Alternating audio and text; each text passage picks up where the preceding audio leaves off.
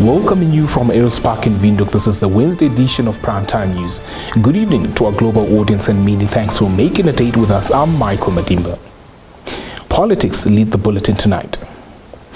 President Dr. Hage Geingob has stressed that he'll not be endorsing any candidates for the forthcoming SWAPO Party Congress, slated for later in the year. Lydia Pitiri produced our first report.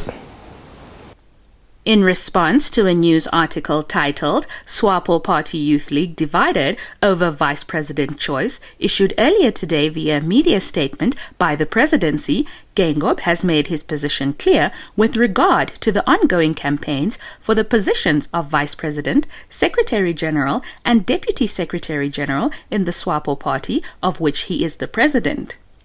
The statement read that the presidency finds the article malicious, without factual basis, and lacking in objectivity.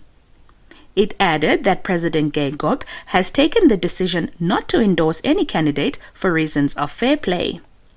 SWAPO Vice President Netumbo Nandi-Ndaitwah will defend her position at Congress against Prime Minister Sarah Kuongelwa-Amadila as well as Environment Minister Pohamba Shifeta. There were only two candidates for the position of SWAPO Secretary General, incumbent Sophia Shaningwa, and SWAPO Oshikoto Regional Coordinator Armas Amukwiu. Meanwhile, the position of Deputy Secretary General will be contested by Kavango East Regional Coordinator David Hamutenya, along with former Environment Minister Owahekoa Herunga. The Deputy Secretary General position will be contested by two female SWAPO parliamentarians, Evelyn Navasis-Tayele and Lucia Witbooi. Moving on. In a gesture that will enhance the well-being of nearly 300 mothers, pregnant women, as well as adolescent girls from the Groot-Oop community, on Tuesday received dignity kits from the United Nations Population Fund. Linia Dishena was on the ground and produced the story. The kits were handed over at Groot-Oop, which is situated 40 kilometers south of Windhoek and where many in the community cannot afford basic essential hygienic supplies. Speaking at the handover ceremony, UNFPA Country Representative Loide Amkongo said UNFPA efforts through the Leaving No One Behind project aim to address the needs of the most vulnerable groups, particularly women and adolescents, in the areas of sexual and reproductive health and prevention and respond to gender-based violence. Receiving the items, 24-year-old Jonda Ita, who is a pregnant mother of one, said the donation comes in handy as the majority of young mothers in Groot-Oop are unemployed and are unable to afford basic hygienic necessities. Another beneficiary is Aina de Almeida, who is pregnant and has two children. She said the dignity kit will complement her efforts to buy the essential, noting that after losing her job, meeting such needs has become difficult.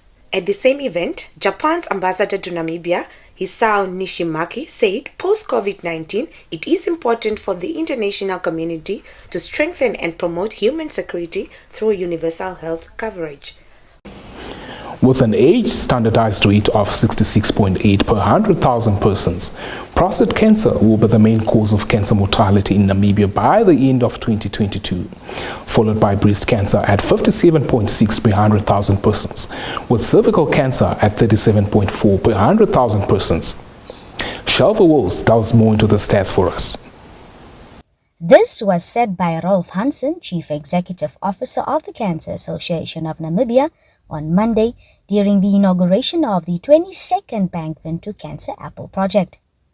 Hansen said that while Namibia has a much smaller population than South Africa and Zimbabwe, it has a higher age standardized rate cancer incidence rate than that of the other two countries. He stated that cancer incidence and mortality rates are rising throughout Africa, with a projected 1.1 million new cases and 429,000 fatalities recorded due to neoplasms in 2020. The overall cancer burden in Africa is expected to rise to 2.1 million new cases and 1.4 million deaths by the end of 2040. Adding Africa and Namibia in particular is experiencing significant improvements in population health as evidenced by the declining infant mortality rates, failing HIV and AIDS fatality rates, and the rising of lifespans thanks to the dedication and efforts of the Ministry of Health and Social Services and focused partners. Switching attention onto the international front. President Vladimir Putin ordered a partial military mobilization and vowed earlier today to use all available means to protect Russian territory after Moscow-held regions of Ukraine suddenly announced annexation referendums. Salima Shimofeleni Masipa brings us this report.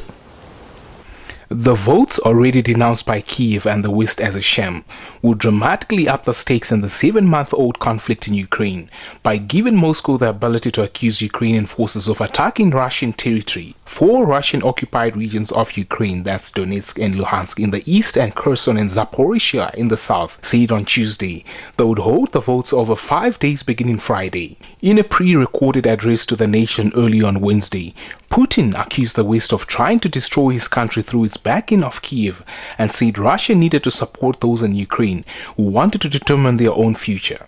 The Russian leader announced a partial military mobilization, with Defense Minister Sergei Shoigu telling state television that some 300,000 reservists would be called up.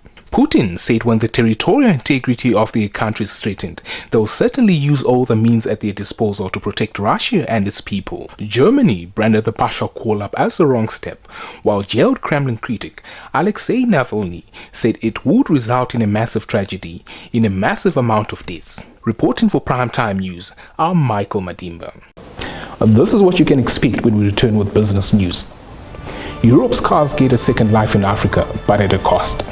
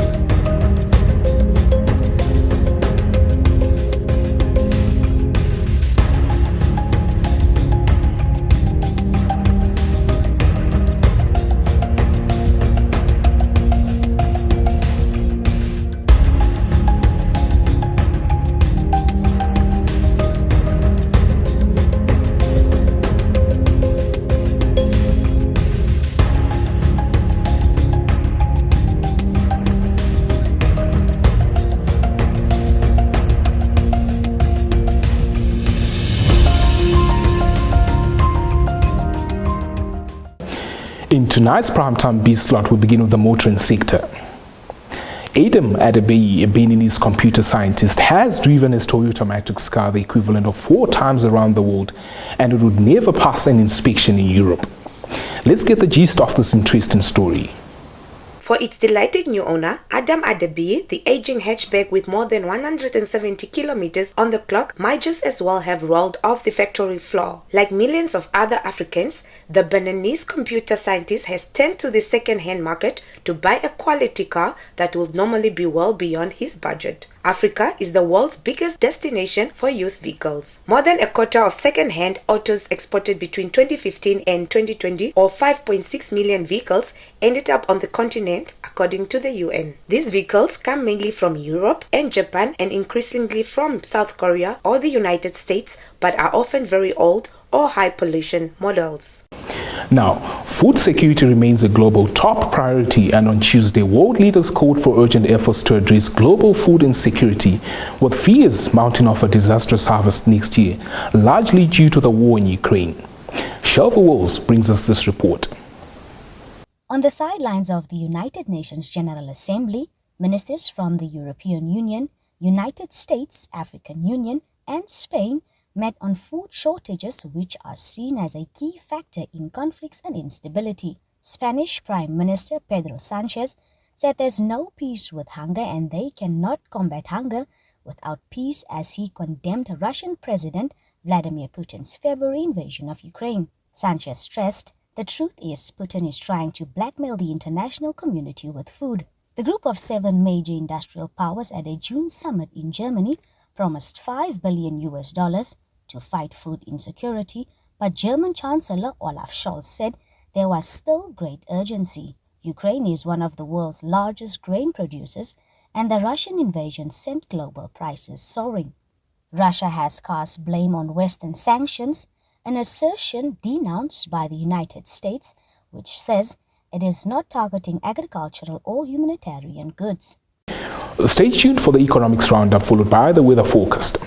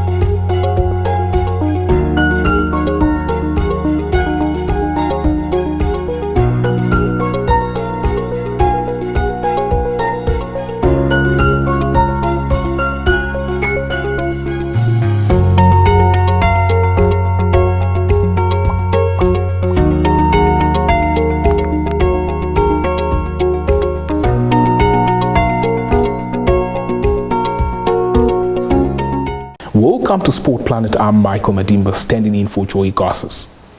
The segment kickstarts with tennis news. Roger Federer earlier today revealed that he wants to team up with longtime rival Rafael Nadal for the final match of his career at the Laver Cup in London.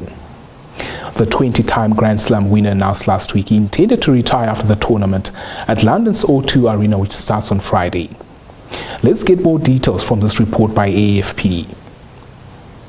Federer, whose last competitive match was a loss to Hubert Hurkacz in last year's Wimbledon quarterfinals, has been struggling with a knee problem.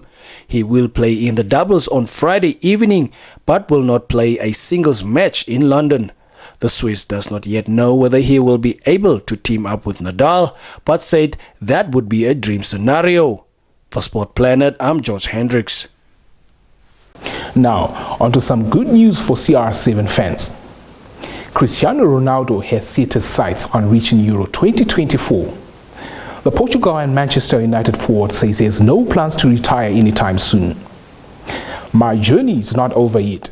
You're going to have to put up with Chris for a while longer," said Ronaldo on Tuesday, after receiving a trophy at the Portuguese Football Federation's Quinas de Ouro Awards in Lisbon for being the top national team goal scorer of all time. Now, Ronaldo has scored 117 goals in 189 Portugal appearances and is expecting to play in his 10th major international tournament for his country at Qatar 2022. Stand by for your sports roundup.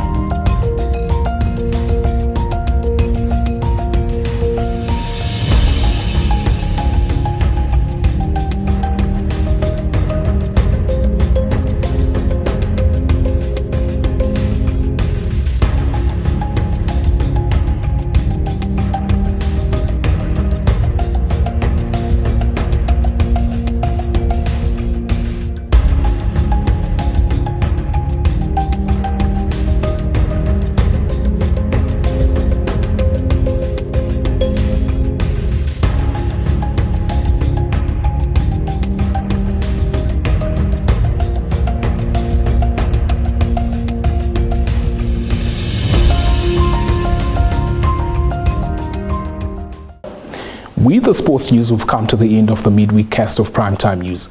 Much appreciated for watching. If you haven't yet subscribed to this channel, please do. Like, share and press the notifications bell to stay posted on the latest happenings locally and globally. Catch us again tomorrow for the Thursday edition of Primetime News. From myself, Michael Madimba, and the crew behind the scenes, it's good night.